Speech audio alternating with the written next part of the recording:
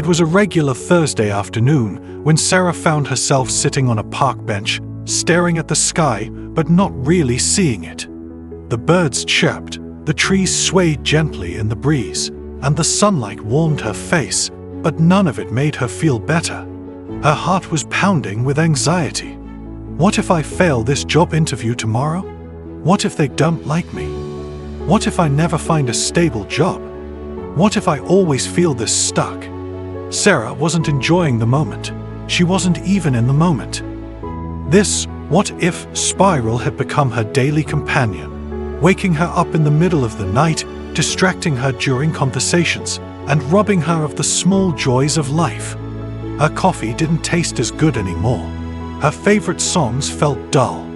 Even hugs from her little niece felt distant.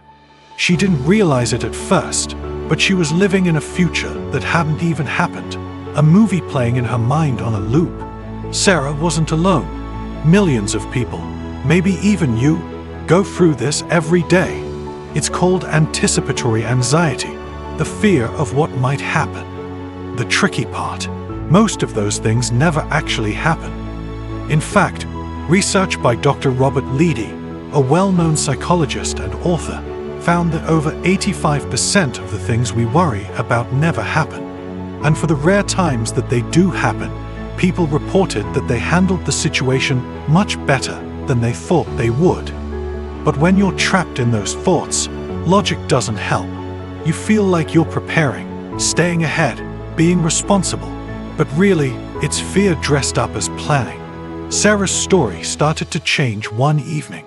She was scrolling through YouTube, unable to sleep again, when a quote popped up in a video. "You must live in the present. Launch yourself on every wave. Find your eternity in each moment." Henry David Thoreau. For some reason, that line made her pause. She read it again and again. Sarah looked around her room. The soft light from her lamp, the slight hum of the fan, the comfort of her warm blanket. It was all there. She was okay. Right now, she was okay. That's when she realized something.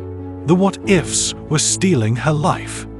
The solution didn't come overnight, but it began with a single, simple idea. Come back to now.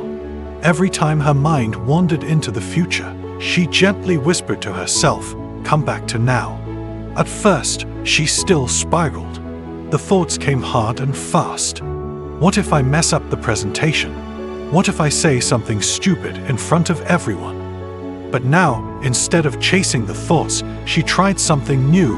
She focused on her breath, on her feet touching the ground, on the sounds in the room. It was hard. Sometimes it felt silly, but slowly, her brain started learning a new pattern. She began practicing something called grounding. It's simple and powerful. Name 5 things you can see. Name 4 things you can touch. Name 3 things you can hear. Name 2 things you can smell. Name 1 thing you can taste. This helped her connect back to reality, to the present moment. She also started asking herself, is this a real problem or just a thought? And that question changed everything. Because thoughts aren't facts, they're just thoughts.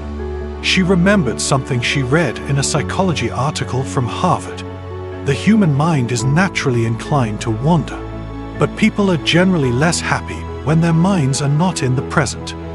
It turns out that being here, even if here isn't perfect, is way better than being stuck in a scary future that might never come. Sarah began doing small things that anchored her to now. Drinking her coffee without scrolling her phone. Taking slow walks and noticing the colors around her. Saying thank you out loud for little things, even just a hot shower or a good meal. One afternoon, she was sitting on that same park bench, but this time she wasn't lost in worry. She was watching 2 squirrels chase each other. She felt the breeze on her skin and smiled for no reason. She had no idea what would happen tomorrow, and for once, that was okay. Her life didn't magically become perfect, but the fear wasn't in charge anymore. She started enjoying dinners with her family, laughing more, even sleeping better. Her confidence grew. Not because she had all the answers, but because she trusted herself to handle life as it came. The what-if thoughts still knocked on the door sometimes, but now she didn't invite them in for dinner. She just noticed them, smiled, and said, "Not today." If you're listening to this, maybe you've been living in a future that's not even real. Maybe you've missed beautiful moments because you were stuck in what might go wrong. But here's the truth. You are stronger than your fears. You don't need to fix the future. You just need to show up for now, because now is where your life actually happens. Not in tomorrow's meetings, not in next week's worries, but in this moment, right here, right now. Remember this. Worry does not empty tomorrow of its sorrow. It empties today of its strength. Corrie ten Boom. You don't have to chase every thought. You don't have to believe every fear. You don't have to live in your head. So next time your mind goes, "What if I fail?"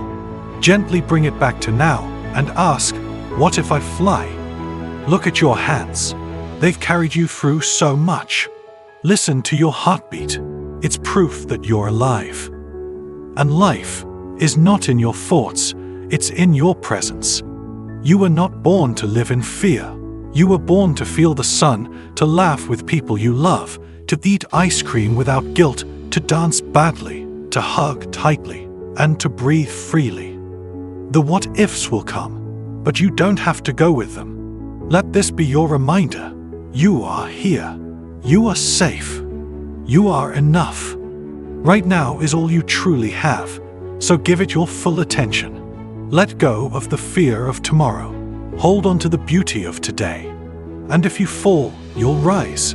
You always do. So stop what-if thinking. Start enjoying the present.